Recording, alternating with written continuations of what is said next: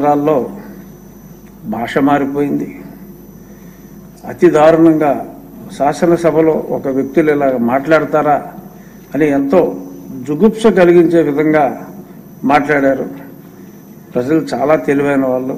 మీరు చూడండి, ఆ ఒకటి అర బయటపడ్డారు, కానీ అందులో 99% జుగుప్సాకరంగా మాట్లాడిన వారందరినీ అతి ఎక్కువ ఓట్ల తేడాతో, వేలాది వేల ఓట్ల తేడాతో ప్రజలు ఓడించారు. That is democracy.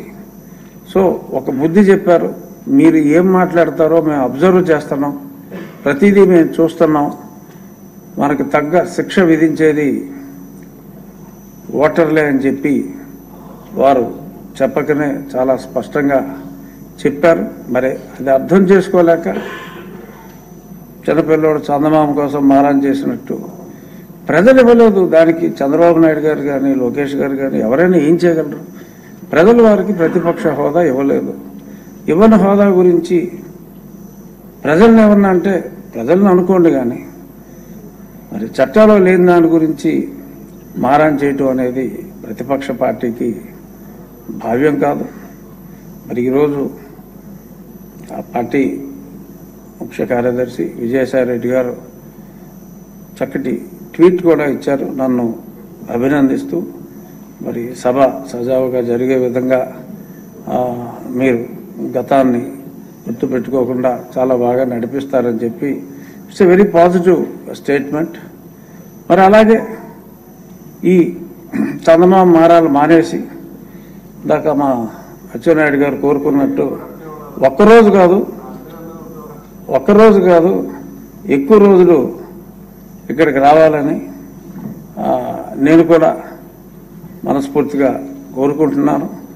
నాకు మైక్ ఇవ్వట్లేదు అంటే ఒకసారి వచ్చి చూస్తే కదా తెలిసి ఇది మైక్ ఇస్తున్నారో లేదో.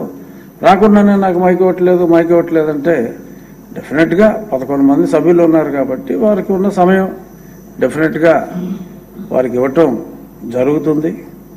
ఇంట్లోనే సెట్టింగ్ వేసుకుని మాట్లాడటం కరెక్ట్ కాదు. ఇంత వైభవంగా అసెంబ్లీ హాల్ ఉన్నప్పుడు వారు ఇక్కడికి వచ్చి తప్పనిసరిగా కుసంస్కారులు కాదు, మా గౌరవనీయులైన ముఖ్యమంత్రి వర్యులు ఇటువంటి చెత్త భాషని ప్రోత్సహించే వ్యక్తి కాదు, అగౌరవపరిచే వ్యక్తి కూడా కాదు. కాబట్టి నేను గతంలో కూడా శాసనసభ్యుడిగా ఉన్నప్పుడు తోటి శాసనసభ్యుడిగా అసెంబ్లీలో వారికి తెలియజేయడం కూడా జరిగింది, మీరు రండి అసెంబ్లీకి కంపల్సరీగా అని.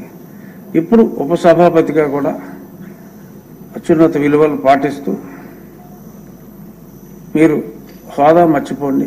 ఎందుకంటే నాకు తెలిసిన న్యాయ పరిజ్ఞానంలో ప్రతిపక్ష నాయకుడు హోదా రాదు. మారం మానేసి వచ్చేయండి అసెంబ్లీకి. ఇది గౌరవ సభ, తప్పకుండా మిమ్మల్ని గౌరవిస్తామని చెప్పి ప్రతిపక్షానికి కూడా నేను మనస్ఫూర్తిగా తెలియజేస్తున్నాను. నేను